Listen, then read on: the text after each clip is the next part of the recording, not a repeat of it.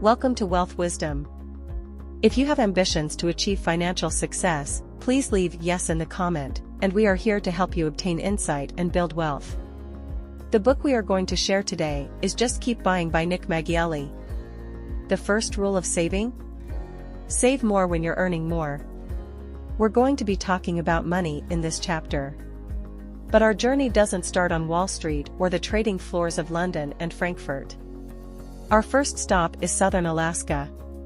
We're in the world's largest temperate rainforest. Anglers prize this area for its clear streams, which are filled with large, trout-like fish known as dolly varden char. These Pacific streams contain little sustenance until the early summer. That's when salmon laden with eggs arrive. Char love these eggs, and what follows is a months-long feeding frenzy. But then the salmon leave. The streams once again become a food desert. For years, biologists couldn't figure it out. There just weren't enough calories to support so many char year-round. Yet there they were, month after month, hundreds and thousands of thriving fish. So how does it work? The answer is phenotypic plasticity, a species' ability to adapt its physical form to suit its environment. Dolly varden char shrink their digestive organs and slow their metabolism when there's little food. When the salmon arrive, by contrast, those organs double in size and their metabolism speeds back up. Before we continue, if you are interested in this topic, please consider subscribe and give us a thumb up. Let's continue.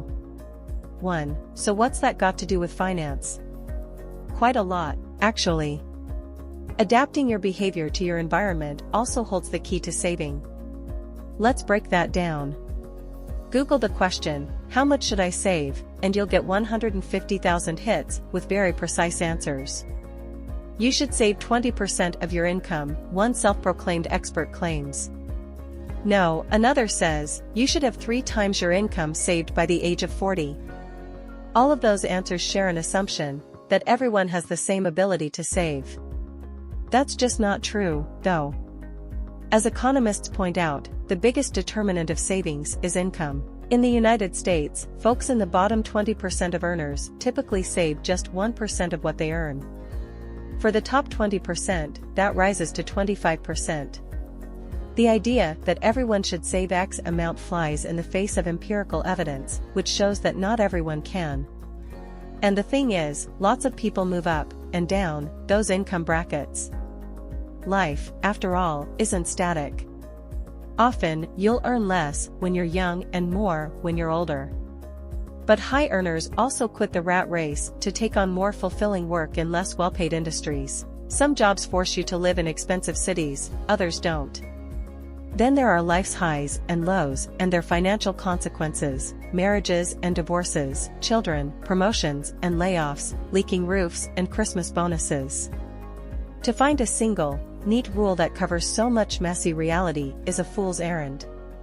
This brings us back to our dolly varden char, which lower and raise their caloric intake according to how much food is available. Their maxim? Eat what you can, when you can. And that's a great principle for saving, too. Save what you can, when you can. In practice, that means saving more when you're earning more and less when you're earning less. Take stock of your money to get a realistic savings target. Let's recap. We often think about saving as a matter of should and ought. But money doesn't follow moral laws. It's mathematical. And it bluntly says you can't save what you don't have. So let's forget about Google's questionable insights into what you should be doing and reformulate the question more pragmatically.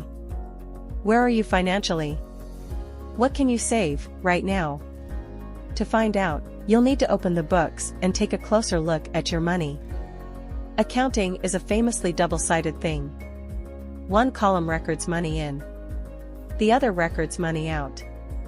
Add up everything in the first column, and then subtract the amount in the second. There's your answer. Savings, in other words, equals income minus spending. The first column is easy, it's the number on your paycheck. Outgoings are a bit trickier. The standard advice is to keep track of every cent you spend.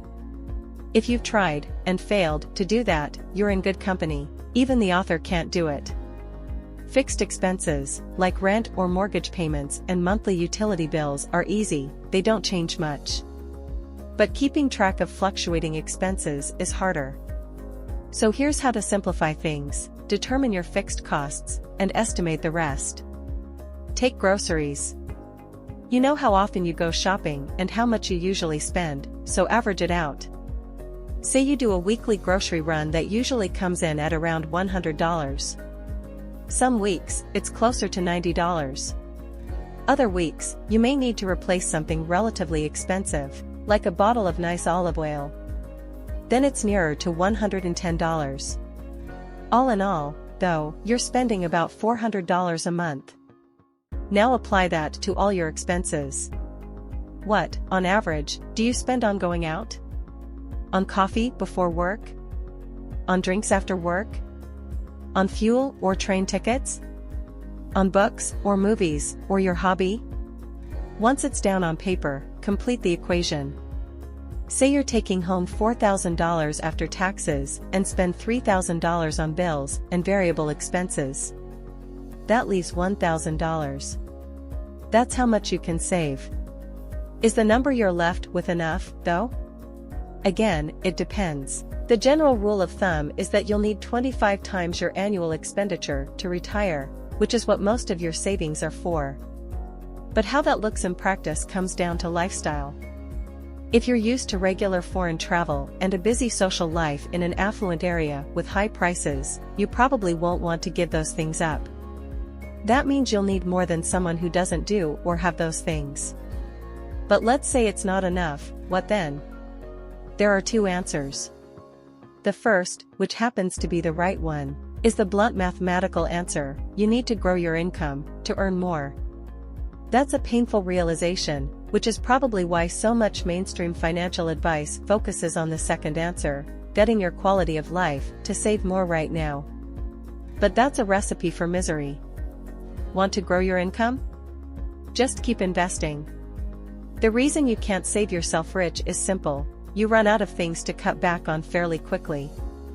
Put differently, there are hard limits to saving. What about growing your income, though? There are limits here, but they're a long way off. If you're earning $10,000 an hour, it might not make sense to grow your income any further. You're already set financially, and you might value free time more than the extra money you could be earning if you worked more. Similarly, high earners might forego raises if that extra money is taxed at a very high rate.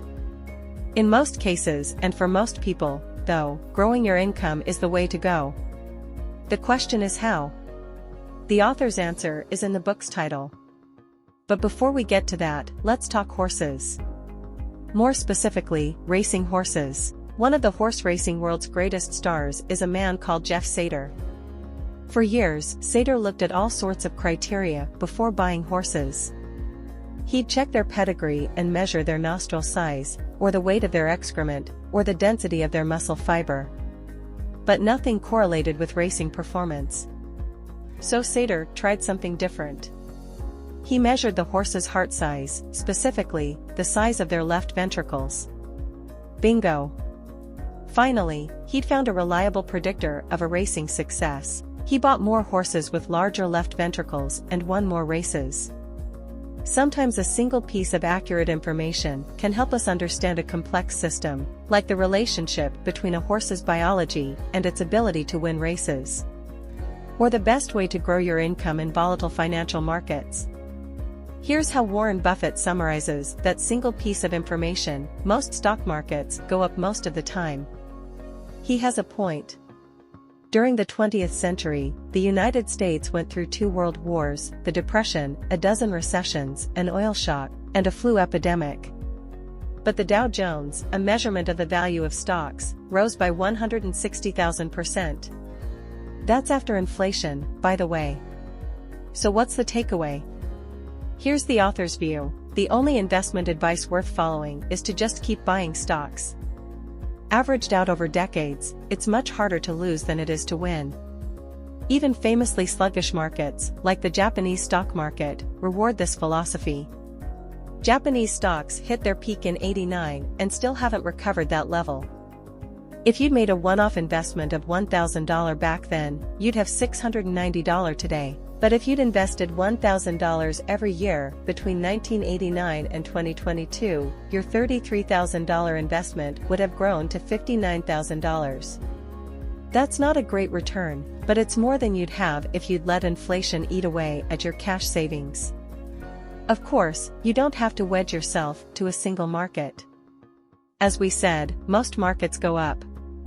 What you really want to do is spread your investments, for example, by buying into an index of global companies operating in multiple markets. We're not going to get into the technicalities of how to do that here. That's something you're better off discussing with your financial advisor. What's worth remembering, though, is that, historically, the line trends upwards. Hitch your money to that line and you'll grow your income. Debt isn't as simple as it's made out to be. In the world's deserts, there are two kinds of flowering plants, annuals and perennials. Annuals grow, reproduce, and die over a single season, while perennials live for any number of years. Desert-dwelling annuals do something strange, though. Each year, a portion of their seeds fails to germinate. That's true even when the conditions are perfect for sprouting. At first glance, that doesn't make a lot of sense.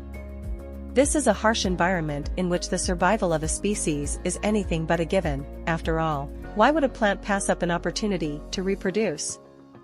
It comes down to water, or the lack of it. Growing plants need water, but there's not a lot of rain in the desert. Worse, what little rain there is falls at highly irregular intervals. If every seed sprouted simultaneously, a single drought would kill a plant's entire offspring and wipe out its lineage. So here's the evolutionary play: some seeds are held back to sprout later, increasing the chance that the plant's early growth will coincide with a rare rainstorm.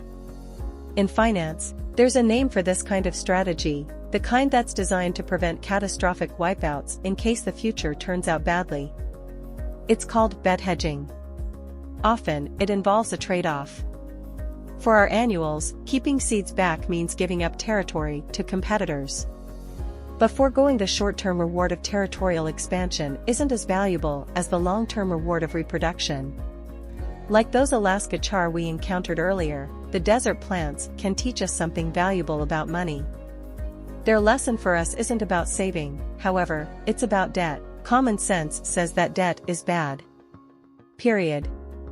Even the Bible warns that the borrower is slave to the lender. But it's not as simple as that. In fact, debt can be pretty paradoxical. Take credit cards.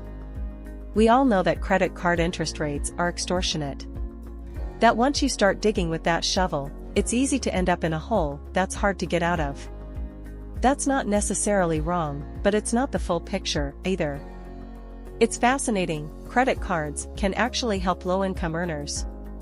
Economists call it the credit card debt puzzle. Imagine someone has $1,500 in their checking account and $1,000 in credit card debt.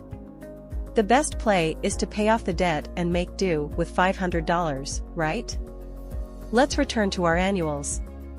At first, their behavior seems irrational. Look more closely, though, and that irrationality actually makes a lot of sense. So no, that's not necessarily the best play.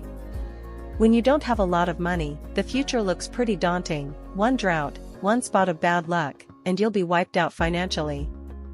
Your paycheck can't handle emergencies. If the car that gets you to work breaks down, you won't have enough cash on hand to get it fixed. Disaster. You also know that your credit rating isn't great, so finding a loan isn't going to be easy either. So what do? Well, you keep paying those extortionate interest rates to preserve your future access to credit. You keep some seeds back. You hedge your bets. You ensure financial survival. That goes to show that debt isn't really good or bad, it's a tool that can be used or abused. It all comes down to context. The real question, then, is this: does debt help you achieve your goals?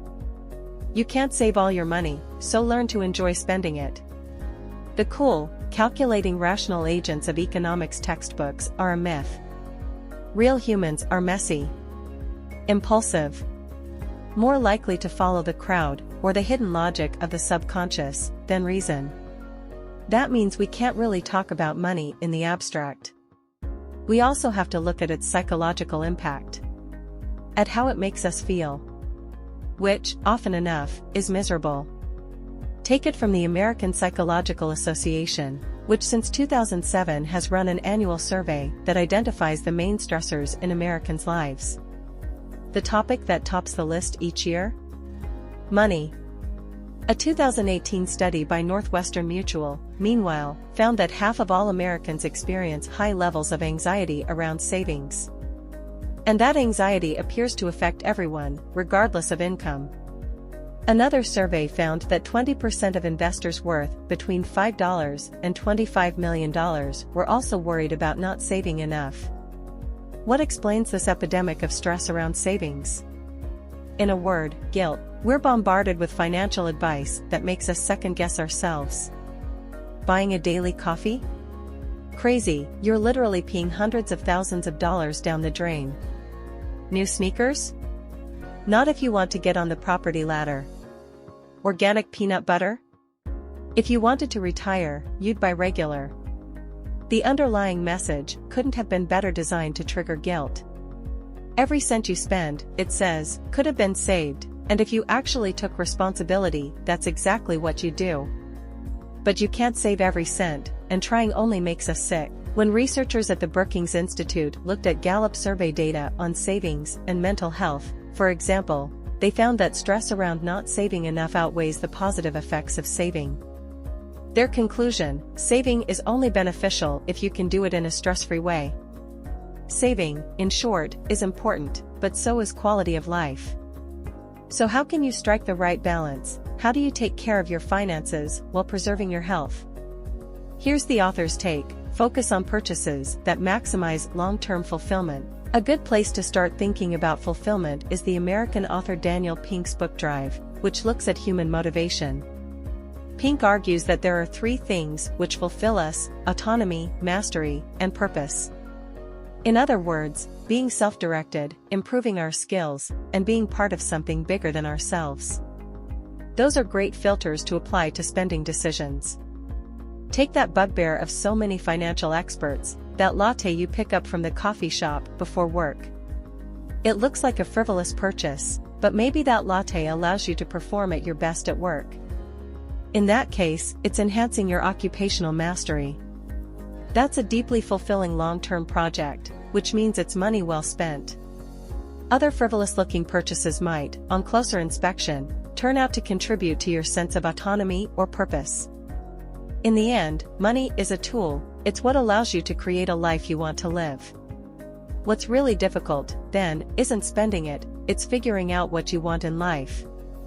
What do you care about? What would you like to avoid? What kind of values do you want to promote in the world? Once you figure that out, spending money will be both easier and more enjoyable. That's the end of today's sharing. If you like our content, please give us a thumb up and share it with your friends. See you next time.